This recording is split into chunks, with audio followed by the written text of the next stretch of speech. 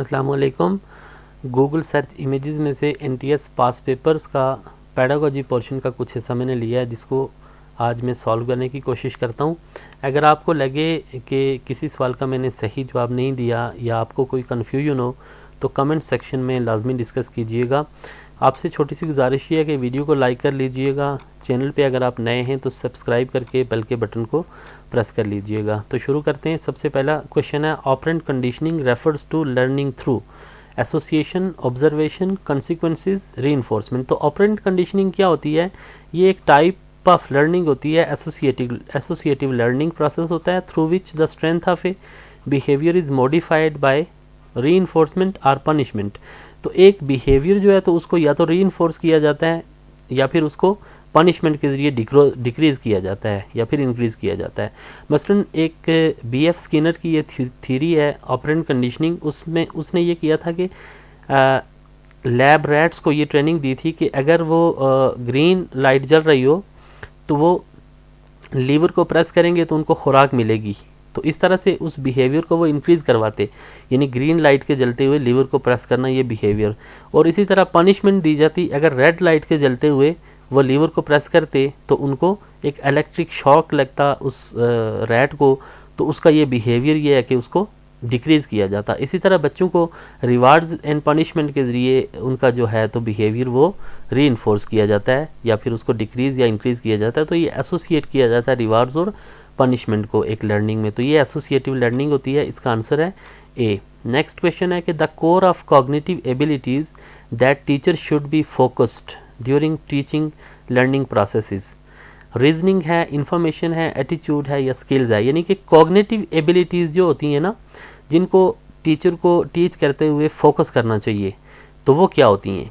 Cognitive, इसमें हमें देखना होगा कि कॉग्निटिव एबिलिटीज क्या होती हैं। देखिए ना, कॉग्निटिव एबिलिटीज क्या होती हैं कि they are divided into 9 different, each of these cognitive skills reflect a different method that your brain uses to effectively interpret and use information। तो ये cognitive ability ये होती है ना कि आपका ब्रेन जो है तो इफेक्टिवली इंटरप्रेट को करता है इंफॉर्मेशन को। तो ये एबिलिटीज होती हैं कॉग्निटिव, मसलन सस्टेन करना, डिवाइड करना, वर्किंग मेमोरी, ऑडिटरी प्रोसेस होता है, और इसके अलावा अटेंशन, लॉन्ग टर्म मेमोरी। तो ये एक थॉट प्रोसेस होता है। बेसिकली कॉग्निशन जो है ना एक थॉट प्रोसेस होता है। इसमें ये देखें रीजनिंग भी आ जाता है।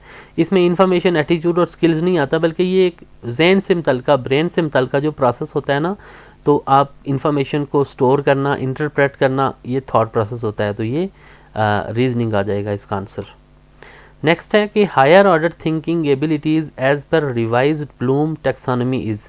हायर ऑर्डर थिंकिंग एबिलिटी, तो ब्लूम टैक्स इसमें रिकॉलिंग, अंडरस्टैंडिंग, अप्लाइंग, क्रिएटिंग। तो ये ब्लूम टैक्सोनॉमी में ना जो फर्स्ट 6 लेवल थे ना, वो थे knowledge, comprehension, application, analysis, synthesis and evaluation. लेकिन बाद में उसको रिवाइज करके ये नाम रखे गए, remembering, understanding, applying, analysing, revising and creating.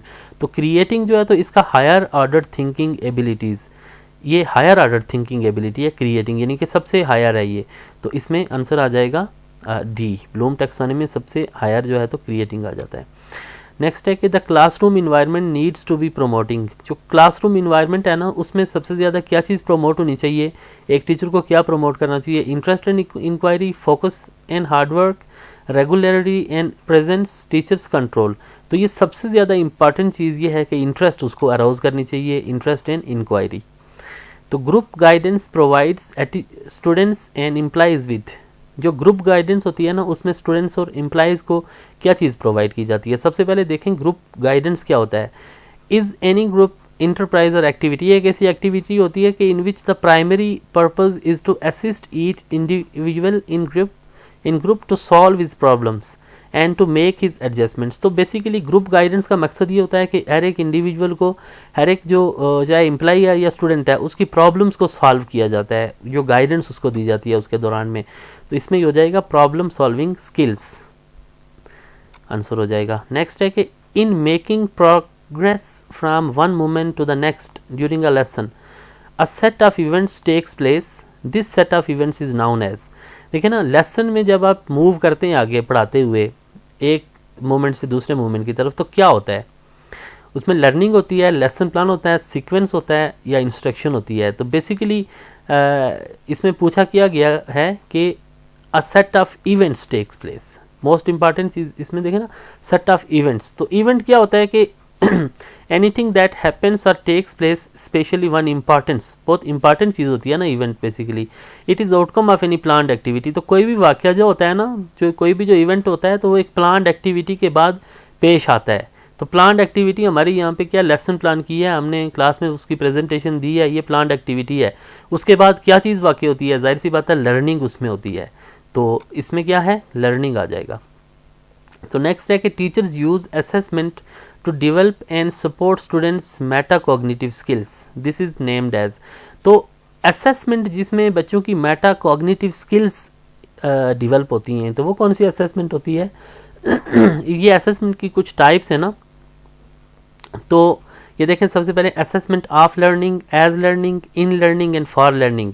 तो ये असेसमेंट एज लर्निंग होती है बेसिकली। असेसमेंट एज लर्निंग, ये तीनों टाइप्स में आपसे डिस्कस करता हूँ। असेसमेंट एज लर्निंग क्या होता है कि use of ongoing self assessment होती है, बच्चों की अपनी खुद की ज़ाती असेसमेंट होती है या पीयर असेसमेंट होती है। पीयर असेसमेंट यानी एक दूसरे की असेसमेंट होती है, जिससे बच्चों का क्या होता है कि monitor their own learning which is characterised by students were reflecting on their own learning. तो बच्चे अपनी लर्निंग को देखते हैं कि कितनी लर्निंग की होती है, इससे उनकी मेटा कॉग्निटिव स्किल्स डिवेल्प होती हैं। तो असेसमेंट एज लर्निंग इसका आंसर आ जाएगा। तो असेसमेंट फॉर लर्निंग क्या होती है? ये फॉर्मेटिव असेसमेंट होती है। फॉर्मेटिंग असेसमेंट होती है बेसिकली, ये डे टू डे असेसमेंट होती है, ऑनगोइंग प्रोसेस होता है। और असेसमेंट ऑफ लर्निंग, जिसको समेटिव असेसमेंट भी कहते हैं, तो ये रिपोर्टिंग इंफॉर्मेशन के हवाले से होती है, यानी एट द एंड ऑफ जो है ना कोई भी टर्म या at the end of lecture नहीं बल्कि एंड ऑफ वीक या इस तरह से एक स्नैपशॉट होता है basically of teacher. Let's the teacher students and their parents know how well each student has completed the learning. तो ये एक एंड पे होती है बेसिकली जो असेसमेंट होती है, तो वो असेसमेंट ऑफ लर्निंग होती है। इसका मकसद होता है रिपोर्ट करना, इन्फॉर्मेशन देना। नेक्स्ट है inquiry based learning starts by problems और scenarios rather than simply presenting established facts. The process is often assisted by facilitator who. तो inquiry based जो learning होती है ना, inquiry based learning जो मेथड होता है, तो उसमें ये एक एक्टिव लर्निंग होती है, जिसमें क्या होता है कि जो फैसिलिटेटर क्या करता है, presents the facts, provides the allied material, poses the questions, portrays a smooth path to knowledge. तो बेसिकली जो फैसिलिटेटर होता है, तो वो क्या करता है, ये स्टार्ट ही कैसे होती है basically, it contracts with traditional education which generally relies on teacher presenting facts and there. तो जो ट्रेडिशनल एजुकेशन होती थी ना, तो उसमें टीचर फैक्ट्स को प्रेजेंट करता था।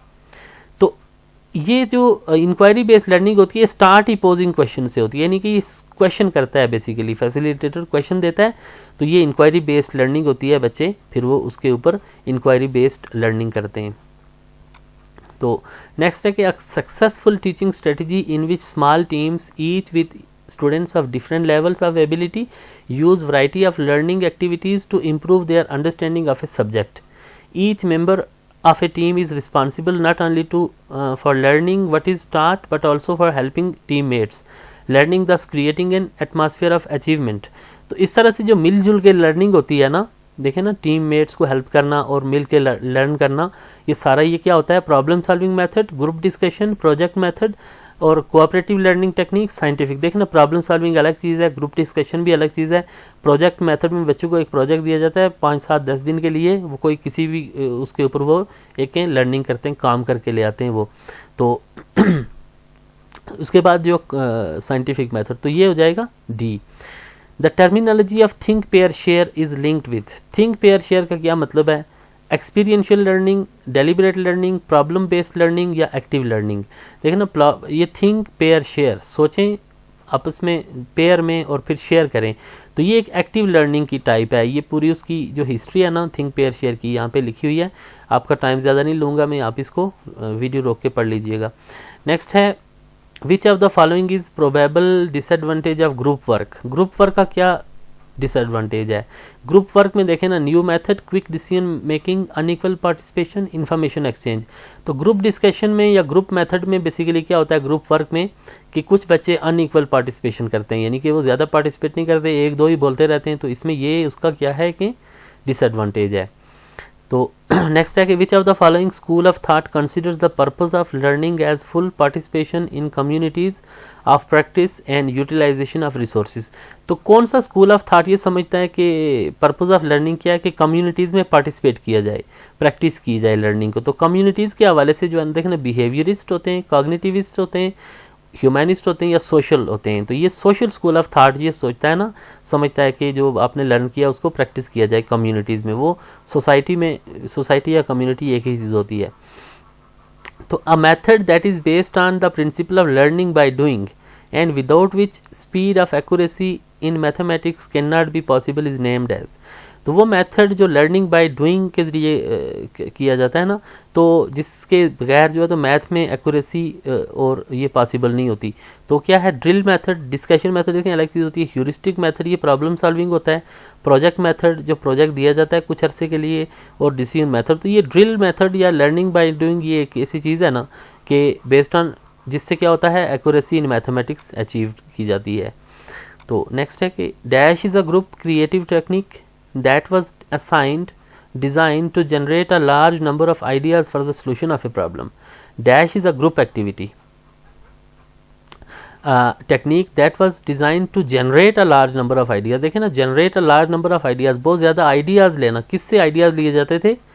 ग्रुप डिस्कशन से, पीयर ग्रुप इंस्ट्रक्शन से, ब्रेनस्टॉर्मिंग से, प्रोजेक्ट बेस्ड टीचिंग से या मल्टीमीडिया प्रेजेंटेशन से। तो ये ब्रेनस्टॉर्मिंग एक ऐसी एक्टिविटी होती है ना जिससे आप कोई क्वेश्चन करते हैं तो वो बच्चे सोचते हैं और ब्रेनस्टॉर्मिंग की जाती है, उनको प्रिपेयर किया जाता है, तो उससे यह कि आइडियाज़ जनरेट किए जाते हैं। आइडियाज़ जनरेट करने के लिए ब्रेनस्टॉर्मिंग एक्टिविटी यूज़ की जाती है बेसिकली।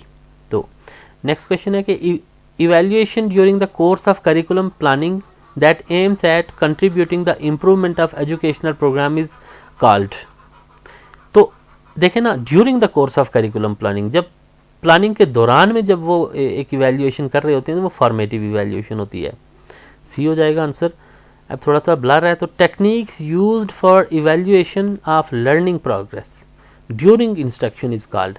तो ड्यूरिंग जो इंस्ट्रक्शन जो टेक्निक यूज़ की जाती है ना इवैल्यूएशन के लिए, वो क्या होती है? फॉर्मेटिव इवैल्यूएशन होती है। पहले भी ये डिस्कस कर लिया गया है।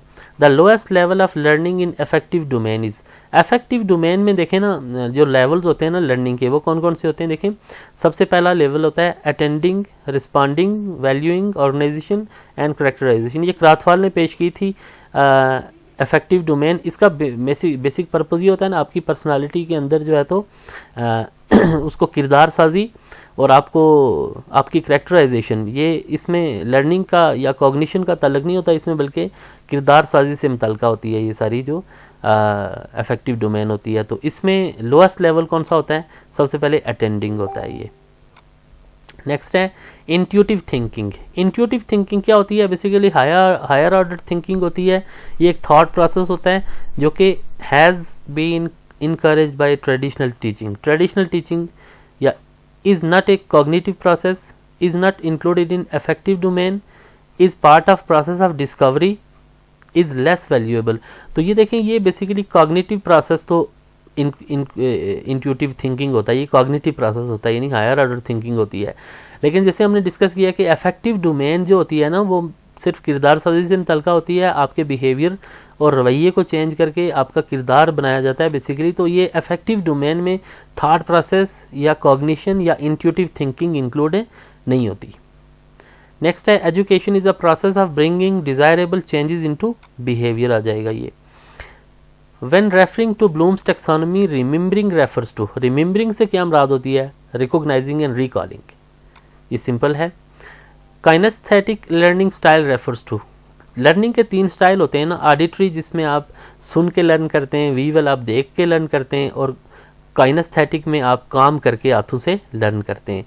तो इसमें देखें ना, hearing and speaking, association with images, first see what they expect to now, students carrying out physical activities. तो ये काम करके आप हाथों से जो है ना हैंड्स ऑन एक्टिविटीज़ होती हैं, डी हो जाएगा इसमें। Accomplished teacher is the one who, एक जो सक्सेसफुल टीचर होता है ना, वो क्या करता है? Covers syllabus on time, stays full time during his lesson, maintains discipline, या captures and sustains the interest of students. तो मोस्ट इंपॉर्टेंट चीज़ जो होती है ना क्लास में, तो एक टीचर के लिए वो बच्चों की इंटरेस्ट को कैप्चर करना और सस्टेन करना, ये उसके लिए ज़्यादा इंपॉर्टेंट होता है। The statement discipline questioning is to get the truth of the matter is given by, तो ये स्टेटमेंट किसने दी थी? सोक्रेटिस ने दी थी। Who is advocate of cognitive theory of domain, देखें ना कॉग्निटिव थ्योरी ऑफ डोमेन जो है तो ये प्रेजेंट की थी जीन पियाजेट ने, लेकिन इसको एडवोकेट किसने किया आगे, इसको इसके ऊपर काम किया बेंजामिन ब्लूम ने।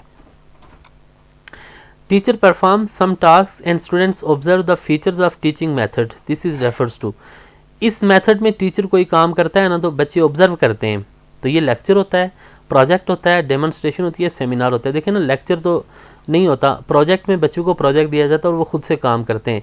इसी तरह सेमिनार के अंदर जो है ना तो ये गाइडेड डिस्कशन होती है बेसिकली सेमिनार, तो गाइडेड डिस्कशन में भी बच्चे ऑब्जर्व तो नहीं करते, वो डिस्कस डेमोन्स्ट्रेशन में टीचर क्या करता है कि परफॉर्म करता है कुछ टास्क और बच्चे उसको ऑब्जर्व करते हैं। सी हो जाएगा आंसर।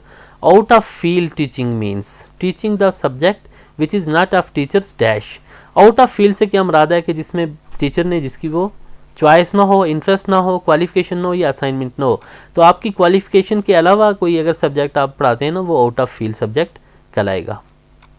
तो नेक्स्ट है कि in order to get final and accurate feedback about the overall impact teacher should adopt, तो फाइनल एंड एक्यूरेट फीडबैक जो है तो वो किसके जरिए होता है? जाहिर सी बात है समेटिव असेसमेंट। देखें ना, in order to get final and accurate feedback about the overall impact teacher should, overall impact बच्चों का जो है ना, जो ओवरऑल इम्पैक्ट है उसने जो पढ़ाया है उसका क्या इम्पैक्ट है, तो ये समेटिव असेसमेंट के जरिए। Which of the following is feedback of teaching, feedback of teaching क्या है? Frequent test and examination, instruction based solely on prescribed text books, emphasis on scoring good marks in examinations, flexible timetable and sitting arrangement या use of extra books। तो feedback of teaching जो जाहिर सी बात है कि आपने जो टीचिंग की है ना उसका फीडबैक आपको एग्जामिनेशंस और टेस्ट्स के जरिए से आपको मिलेगा। अथॉरिटेरियन टीचिंग फोकसेस ऑन, तो जो अथॉरिटेरियन टीचर्स होते हैं ना उनका क्या फोकस होता है? टीचिंग मटेरियल, चाइल्ड सेंटर्ड होते हैं, एक्सपीरियंसेस होती हैं, या टीचर और सेंटर्ड होता है, हेडमास्टर सेंटर, वो टीचर सेंटर तो होता ही है लेकिन उसका फोकस क्या होता है? चाइल्ड सेंटर तो बिल्कुल भी नहीं होता, फोकस उसका होता है कि बस उसने जो टीचिंग मटेरियल जो पढ़ाना है ना उसके ऊपर उसका फोकस होता है कि वो ज़्यादा से ज़्यादा मटेरियल को पढ़ाए और कवर करे। ये हो जाएगा आंसर। तो ये था आज का लेक्चर। तो उम्मीद है कि आपको मेरा जो लेक्चर है या जो मैंने चीज़ें आपको समझाई हैं वो पसंद आया होगा, तो वीडियो को लाइक कर लीजिएगा। तो बहुत शुक्रिया, मिलते हैं फिर किसी नई वीडियो में। अपना बहुत ख्याल रखिएगा और इस चैनल का भी। अल्लाह हाफ़िज़।